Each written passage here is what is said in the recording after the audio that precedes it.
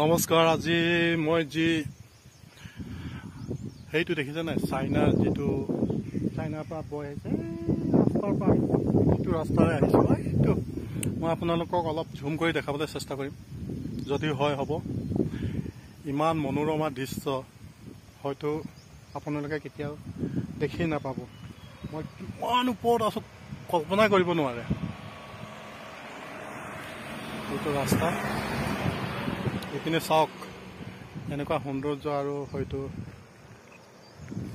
ভয়ে লাগে। তলত ইয়াৰ পৰা কেনেবাকৈ গ'লে তাততো বিচাৰি পোৱাই আশা কৰোঁ। এনেকুৱা দৃশ্য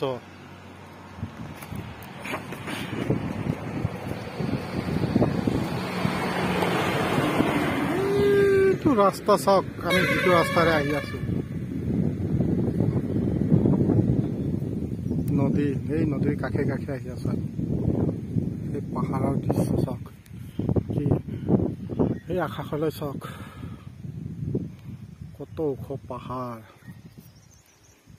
বাপৰে বাপৰে বাপৰে বাপৰে বাপৰে। এইপিনে ৰাস্তা, পাহাৰবিলাক চালে আপুনি কি সৌন্দৰ্য।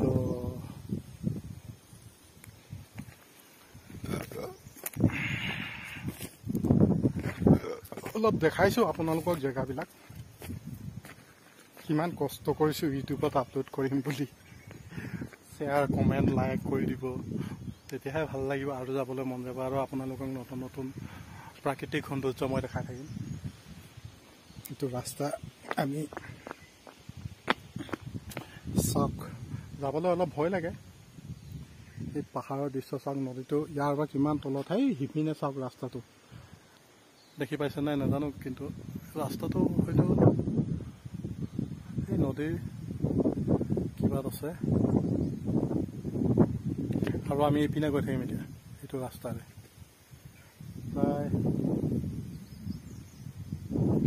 আমি 21টা পাহাৰ বৰ্তমান পাৰ হৈ গ'লোঁ, আৰু 7-8টামান আছে নেকি। তাৰপাছতে আমাৰ মই যি জেগালৈ যাম বুলি ওলাই আহিছোঁ সেই জেগালৈ পাম। অলপ ৰাস্তাত ৰেষ্ট ল'লোঁ, পানী চানী খাম।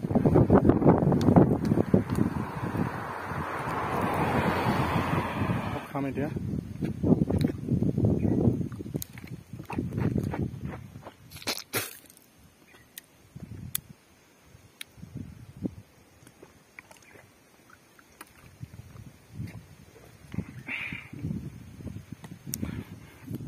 বেলিটো দেখিছে নাই, আৰু 2 ঘণ্টাৰ পাছত এই বেলি নাইকিয়া হৈ যাব। আমি জাকেট চাকেট নানিলেও ঠাণ্ডা লাগিব।